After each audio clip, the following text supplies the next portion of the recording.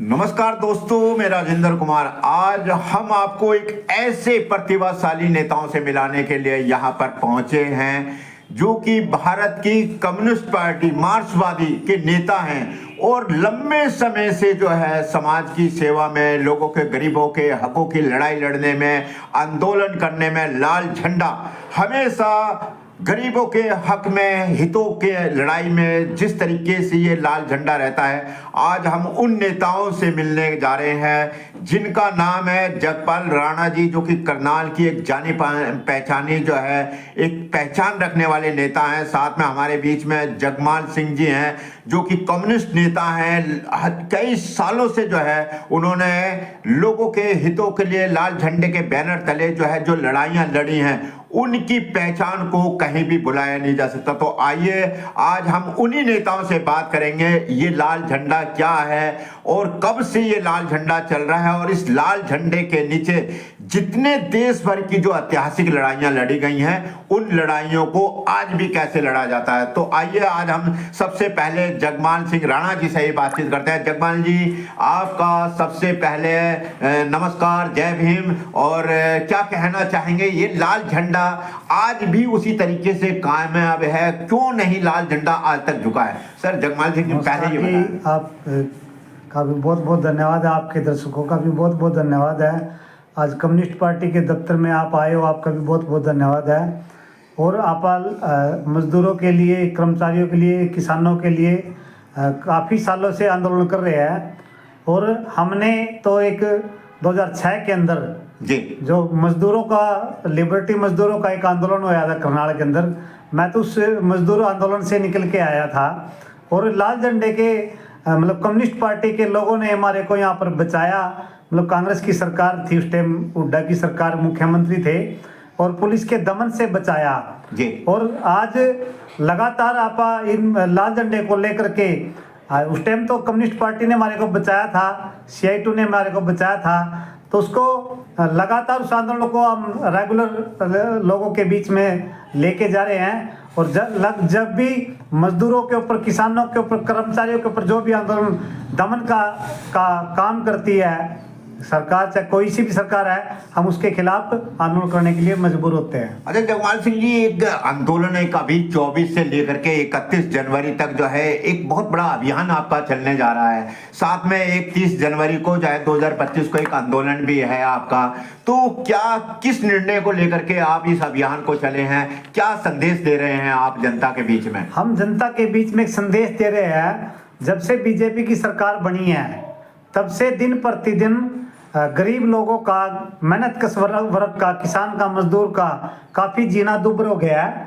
और इसको हम जनता के बीच में एक आंदोलन के रूप में लेके जा रहे हैं। जैसे बिजली का बहुत बड़ा मुद्दा है आज देश के अंदर, और बीजेपी की सरकार इस मतलब बिजली के महकमे को प्राइवेटाइजेशन की तरफ लेके जा रही है, जो आने वाले वक्त के अंदर मजदूर को, किसान को जो बिजली मतलब सब्सिडी के माध्यम से मिलती थी, वो शायद नहीं मिलेगी।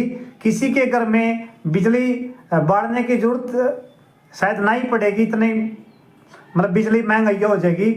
बिजली व सार्वजनिक क्षेत्र के निजीकरण, बेरोजगारी, नई कृषि बाजार नीति, लेबर कोड, महंगाई, महिला उत्पीड़न, नशाखोरी, अपराधीकरण के खिलाफ तथा MSP, वेतन संशोधन व आवासीय सुविधाओं को लेकर भारत की कम्युनिस्ट पार्टी मार्क्सवादी का 24 से 31 जनवरी 2025 तक का जन अभियान प्रदर्शन, और 30 जनवरी को हम महात्मा गांधी चौक पे इकट्ठे होकर के एक शांति प्रिय हम आंदोलन करेंगे और सरकार को मजबूर करेंगे। ये महंगाई तो बढ़ रही है जी, बेरोजगारी बढ़ रही है जी, मतलब पढ़े लिखे बच्चों को रोजगार नहीं मिल रहा है, मतलब खाने की रोटी के लाले पड़े हुए हैं। हम सरकार से भी मांग करते हैं, लगातार जो लोग आंदोलन कर रहे हैं उनकी मांगों का सरकार ने समाधान करना चाहिए। जैसे आंगनवाड़ी वर्कर हेल्पर लंबे समय से आंदोलन किया, आशा वर्कर लंबे समय से आंदोलन किया, मिड डे मील वर्कर लंबे समय से आंदोलन किया, गांव के चौकीदार, ग्रामीण सफाई कर्मचारी, फैक्ट्री का मजदूर, मनरेगा का मजदूर, खेत का मजदूर लगातार आंदोलन कर रहा है, लेकिन सरकार सुनने को तैयार नहीं है। जब 2014 के अंदर मतलब बीजेपी की सरकार आई थी जी। ये लोग कह रहे थे हम सबको सभी कर्मचारियों को पक्का करेंगे, न्यूनतम वेतन 26,000 पे लागू करेंगे, ठेकेदारी प्रथा खत्म करेंगे। लेकिन बीजेपी की सरकार ने ऐसा ना करके जो पक्के लोग थे उनको कच्चा करने का काम किया है। और पीटीआई टीचर जो 10 साल से नौकरी करी, जिन्होंने 1983 पीटीआई टीचर थे, वो 10 साल से पक्की नौकरी पे हुड्डा की सरकार में लगे थे, उनका क्या कसूर था? इस बीजेपी की सरकार ने हाईकोर्ट में उनको केस से हराया। बीजेपी की सरकार ने कहते हमारे पास कोई भी पद खाली नहीं है जी। हम कहना चाहते हैं आपके पद खाली हैं, तो पद तो खाली हैं लेकिन आप उसको भरना नहीं चाहते। आज भी पीटीआई टीचर हैं, ड्राइंग टीचर हैं, या मतलब ये 2018 के अंदर रोडवेज का बहुत बड़ा आंदोलन होया था।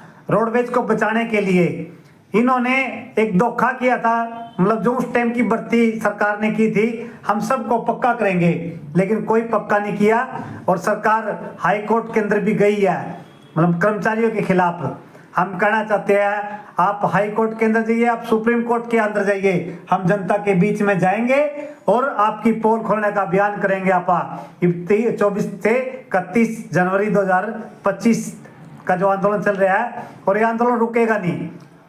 मोदी अभी अमित शाह ने जो संसद के अंदर अंबेडकर के ऊपर जो टिप्पणी की है, हम उसका भी विरोध करते हैं और विरोध करेंगे।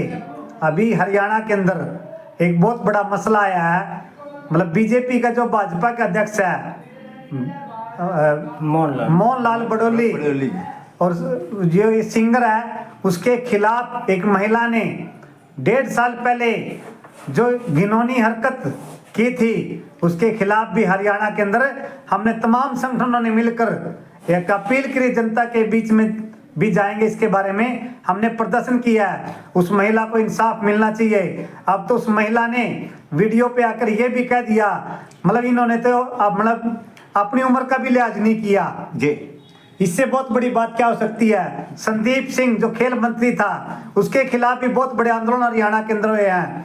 और जो मतलब खेल मंत्री जो अध्यक्ष था वो ब्रिजभूषण, उसके खिलाफ भी महिला जो ये खिलाड़ियों ने जो आंदोलन किया था, ये देश की जनता देख रही है इसके बारे में। और इसका नतीजा बीजेपी की सरकार ने अब की बार चुनाव में भी भुगता है, और आने वाले वक्त के अंदर हरियाणा के अंदर भी भुगतना पड़ेगा।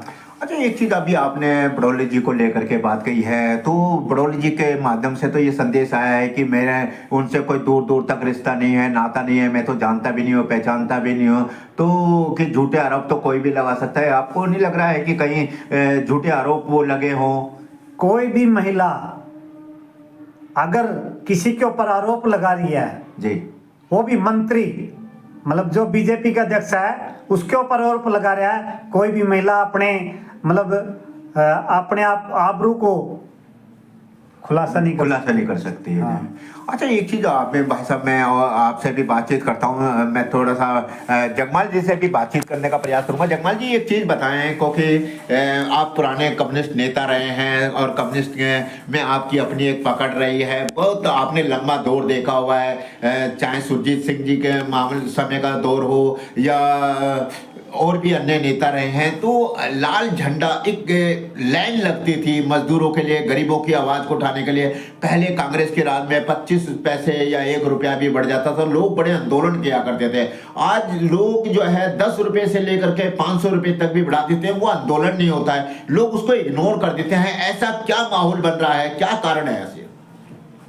देखिए राजेंद्र जी, सबसे पहले तो मैं आपके चैनल का शुक्रगुजार हूँ। आज भी इस दौर में, इस चकाचौंध में जो कम्युनिस्ट नेताओं के बीच में आपने जो अपना कीमती समय लगाया है, मैं दिल की गहराइयों से आपका स्वागत करता हूं, आपका अभिनंदन करता हूं जी। और एक महत्वपूर्ण सवाल जो आपने रखा है, जिस जमाने में 1-2 रुपए कीमत बढ़ी थी, लोगों में बड़े आंदोलन क्या करते थे, लोगों में हाहाकार थी, आंदोलन थे। असल में देश की आज़ादी के बाद लोगों का जो सपना था, और देश की आज़ादी में जिन लोगों ने जो योगदान दे रखा था, उस पीढ़ी के जो लोग थे, उनमें एक जज्बा था देश को समाजवाद की तरफ ले जाने का, और बाबा साहब जी ने भी अपने संविधान में जो समाजवाद की जो बात लिख रखी, मतलब यह बड़ी बात थी, देश की एकता, अखंडता, धर्मनिरपेक्ष समाजवाद की तरफ हम अपने देश को लेके जाएंगे। और जो सोशलिज्म जो सिस्टम है, समाजवादी जो व्यवस्था है, उसी से प्रभावित होकर हम भी 20-25 साल की उम्र में लगभग 63 वर्ष की उम्र होगी, मतलब वो एक जज्बा था।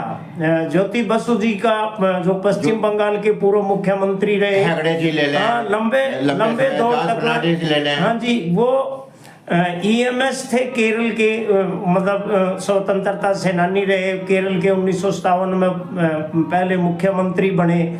और BT रणदिव्य, AK गोपालन भट्टाचार्य जी, हाँ जी, वो बुद्धदेव भट्टाचार्य जी। और छात्र जीवन से ही माणिक सरकार जो त्रिपुरा के जो मुख्यमंत्री हैं, हमारे जो राष्ट्रीय महासचिव रहे सीताराम येचुरी जी, प्रकाश करात, वृंदा करात, छात्र जीवन से जो मतलब बिल्कुल देश सत्र के जो बड़े नेताओं में, चाहे वो लालू प्रसाद यादव है, मुलायम सिंह यादव है, कांशीराम जी, मायावती जी, मतलब एक बड़ा जो क्षेत्रीय दलों का, दूसरी जो राष्ट्रीय जो पार्टियां हैं, चाहे उसमें मतलब वामपंथी CPI भारतीय कम्युनिस्ट पार्टी है, CPIM है, दूसरे जो बहुजन समाज पार्टी भी, देश में ये जो सिस्टम आज एक जो देख रहे हैं हम, इस महंगाई के साथ साथ आज जो नीतियां कांग्रेस लेकर आई और बीजेपी धड़ाधड़ इन जो जन विरोधी नीतियों को लागू कर रही, खास तौर पर जो पब्लिक सेक्टर जो बेचा जाने लग रहा है जी, वो जो सोशलिज्म जो सिस्टम है उसके ऊपर एक बड़ा हमला है। और कोरोना के टाइम पे भी जिस पब्लिक सेक्टर ने, जिस एग्रीकल्चर सेक्टर ने लोगों को रोजगार दिया, आज मतलब 17% ये जो देश का जो बड़ा धन्ना सेठ है मुकेश अंबानी, उनकी संपत्ति बढ़ी। देश की जो बड़ी दवा कंपनियां हैं, बड़े जो उद्योगपति हैं, उनकी बेशुमार संपत्ति बढ़ी है। और आज भी जो अमीरी और गरीबी के बीच का जो फासला है वो लगातार चौड़ा होने लग रहा। हमारे देश के जो स्वतंत्रता सेनानी थे, इनकलाब जिंदाबाद का जो नारा जिस हसरत मोहानी जो स्वतंत्रता सेनानी थे, 1921 में ही पूर्ण स्वराज्य की मांग, पूर्ण आज़ादी की मांग अंग्रेजों के टाइम पर कांग्रेस ने 8 साल बाद 1929 में मांग करी। और लाल झंडे के जो लोग थे, कम्युनिस्ट जो लोग थे, उन्होंने 1921 और 1922 के जो कांग्रेस अधिवेशन है उसमें मांग करी थी। और आज भी सेलुलर की जो अंडमान निकोबार की जो जेल है, 300 तक ज्यादा जो कामरेड हैं उस दौर के, मतलब उन्होंने यातनाएं काटी हैं।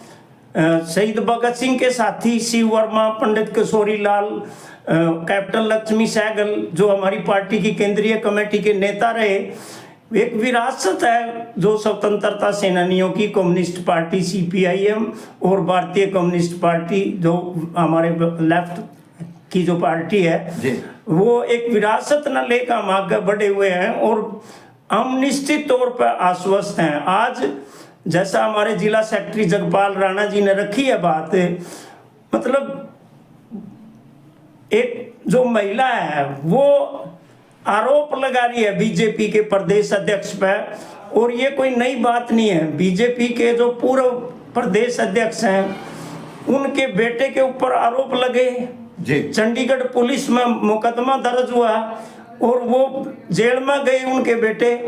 और वो जो कुंडू जो लड़की थी, उनके जो माता पिता थे, उन्होंने तमाम जो प्रदेश की जनता के जो लोग हैं, जो आंदोलनकारी लोग थे, जिन्होंने मतलब संघर्ष करा और पीड़िता को न्याय मिला। और पिछले दिनों आपने भी जो देखा, ये जो बीजेपी के जो पूर्व सांसद, ये जो ब्रजभूषण शरण, पहलवान लड़कियां जो मतलब संसद पे जैसे धरना दिया, लगातार वो जो जूझी हैं लड़कियां, तो बीजेपी का महिलाओं के प्रति कोई, चाहे उनके चिमना नंदन है, कितने ही लोग हैं, कुलदीप सेंगर है, वो उनका चरित्र बिल्कुल सामने है। और आज जो बेरोजगारी का जो संकट है, महंगाई की जो मार गरीब आदमी पर जो पड़ी है, उसके लिए कोई रास्ता नहीं है, बीच का कोई रास्ता नहीं है, संघर्ष ही एक रास्ता है। और इस रास्ते को काटने के लिए इन पे जो हथियार है वो बांटो, राज करो, और चाहे वो धर्म के नाम पर नफरत फैलाने की बात है या जाति के नाम पर नफरत फैलाने की बात है। और ऐसे एक माहौल में जो डॉक्टर भीमराव अंबेडकर जी एक काट हैं जी, आज उनका जो अपने जीवन का लगातार जो सामाजिक भेदभाव के खिलाफ डॉक्टर बाबा साहब ने अपने बचपन से लेकर और अपने जीवन अंत तक जो इस देश को जो दिया, इस दुनिया को जो दिया, महिलाओं को बराबरी का जो अधिकार दिया, हिंदू कोड बिल की जो बात थी, उस टाइम में भी जो कांग्रेस के बड़े नेता थे कहीं ना कहीं विरोध करे थे, तो डॉक्टर बाबा साहब ने अपना मतलब कानून मंत्री के पद से इस्तीफा दे दिया। और मतलब किसके लिए दे दिया? देश की महिलाओं के लिए दे दिया। तो आज के दौर में आज के जो राजनेता और उस दौर के जो राजनेता हैं, निश्चित तौर पे ये जो बाल पबाना जो गांव है हमारे करनाल में ही, मतलब 7 क्विंटल की बाबा साहब की मूर्ति को उठा कर ले जाते हैं। प्रशासन मूक दर्शक बना हुआ है। 6 महीने चले गए, अगस्त से लेकर और जनवरी आ गया, आज तक मतलब दोषियों के खिलाफ कोई कार्रवाई नहीं है। ऐसे हालात बने हुए हैं। और ऐसे में बीजेपी का जो पिछले दिनों घोषणा पत्र में था, हम तमाम गरीब लोगों को रियासी प्लाट देंगे, लेकिन रियासी प्लाट तो नहीं दिए गए जी। कोई जो जरूरतमंद जो गरीब लोग हैं, मकानहीन जो गरीब लोग हैं, उनको मकान देने की बात थी, वो तो नहीं गरीब लोगों को मिले। आज बुढ़ापा पेंशन का इन्होंने अपने घोषणा पत्र में लिखा हम 5,000 रुपये देंगे, वो तो नहीं दिया गया। मतलब एक तरफ खरीद फरोख्त है, दूसरे जो लोग हैं वो कहीं ना कहीं मतलब लालच देकर आपके सामने है बिल्कुल। ये जो कांग्रेस पार्टी के बड़े जो नेता हैं, कहीं ना कहीं मंत्री बने हैं उनके पाले में जाकर, और ये जो मतलब पूरे प्रदेश की जनता देख भी रही है। और आज भी इस चुनाव में भी 2024 में भले ही मैं सरकार अपनी बना के हूँ, लेकिन प्रदेश की जो वोटर है, जिन्होंने वोट डाले हैं, 60% लोगों ने वोट बीजेपी के खिलाफ डाले हैं। विपक्ष की वोटें बंटने की वजह से बीजेपी का सत्ता में आई है, लेकिन हरियाणा प्रदेश की जनता बीजेपी को हराना चाहती थी। मुख्य जो विपक्षी दल है उसकी जिम्मेवारी बना थी, उनके अपने कमजोरियों की वजह से मतलब आज प्रदेश की जो जनता है उसके ऊपर बीजेपी सत्ता में आई है। और बीजेपी की जन विरोधी नीतियों के खिलाफ एक व्यापक मोर्चा बनाने का हमारा कार्यक्रम है। हम दोनों पार्टियां, सीपीआई और सीपीएम दोनों पार्टियां प्रदेश सत्र पर इकट्ठी हुई हैं। आने वाले टाइम में हम संयुक्त कैंपेन भी चलाएंगे और तमाम जो दलित संगठन है, खेत मजदूर संगठन है, ग्रामीण जो गरीब हैं, उनकी मांगों को लेकर भी हम जन अभियान तेज करेंगे। और हमारा आज का कार्यक्रम भी यही है भी हम अपने जो जनता के जो मुद्दे हैं उन लोगों के बीच में लेके जाएं। यही हमारा आज संदेश है प्रदेश की जनता के बीच में। अच्छा सर, मैं एक चीज़ आपसे भी बातचीत करने का प्रयास करूंगा, थोड़ा सा मैं जानने का प्रयास ये कर रहा हूँ क्योंकि लोग जो है